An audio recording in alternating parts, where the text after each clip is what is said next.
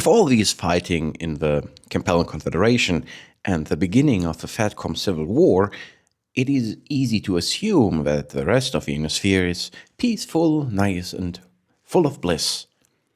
But that's not the case. And if you want to know how the Draconis Combine is faring in these critical years, you have to grab Path of Glory by Randall N. Bills. New allies, old enemies. For mech warrior Zane, allegiance to the Nova Cat clan comes above all else. So when he sees his clan disgraced, cast out, and suddenly allied with the hated Ionosphere, Zane's only desire is to see the Nova Cats return to their former greatness. For Palmer Yoshio, the Draconis Combine is the only honorable thing in a chaotic galaxy. But when he is forced to train alongside the outcast Nova Cats, he finds that his own notion of honor is a far cry from his leaders. No, for Zane and Yoshio, the line between friend and foe will be drawn in the blood of the fallen comrades, and neither warrior will be able to look at the universe in the same way again. The protagonist of this novel is mech warrior Zane. He was unfortunate enough to be on the clan Homeworlds during the Great Refusal. And because Clan Nova Cat sided with the Ionosphere against the other clans, he and his comrades were under attack of almost all other clans and nearly wiped out. He was barely able to escape to the Ionosphere. And he is not happy about the course his clan has taken.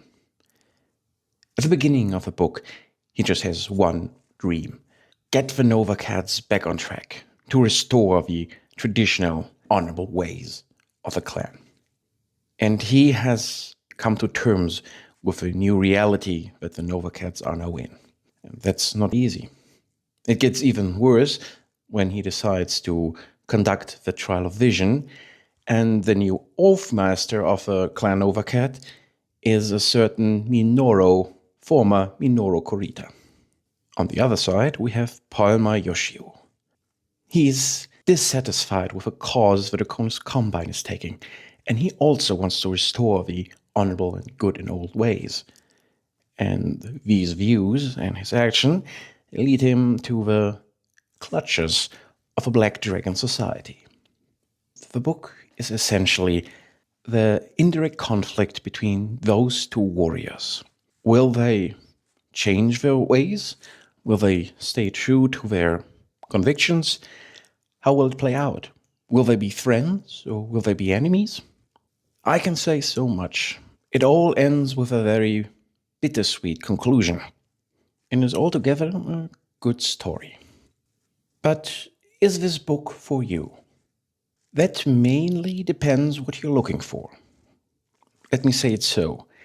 If you think that Blanley Padot is the best BattleTech author, and you want action with stompy robots, and you like mech combat and are not really into politics or intrigue, then you should stay away from Path of Glory.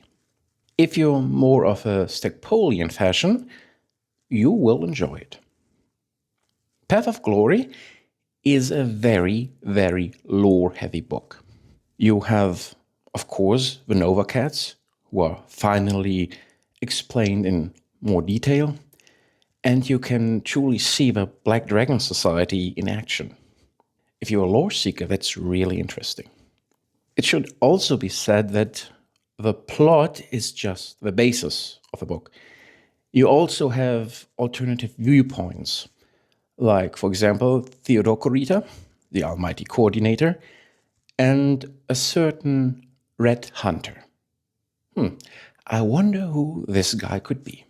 And you can see how the machinations and the intrigues of the Black Dragon Society truly shape the course of history. We will see the integration of the Nova Cats, the first steps in their new home, and we will also see the beginning of a Ghostbeard Dominion Draconis Combine war. Altogether, I would say, if you're a dedicated fan of Clan Nova Cat or the Black Dragon Society, this book is a complete and utter must-read. You will not get past it. If you're only interested in the Draconis Combine or the clans, this is also a book that is very highly recommended. Because we have to face it, we were quite absent from the Draconis Combine during the last few years of the timeline, and we have not seen so many things about the clans.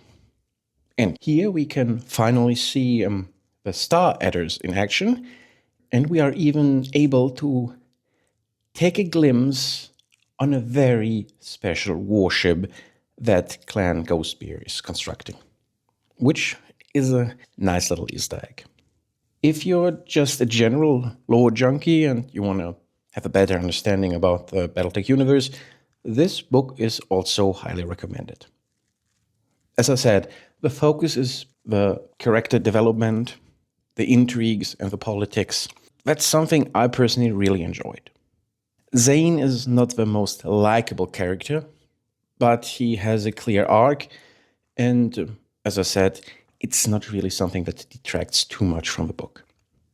If your taste regarding BattleTech novels aligns with mine, I can without a doubt recommend Path of Glory to you.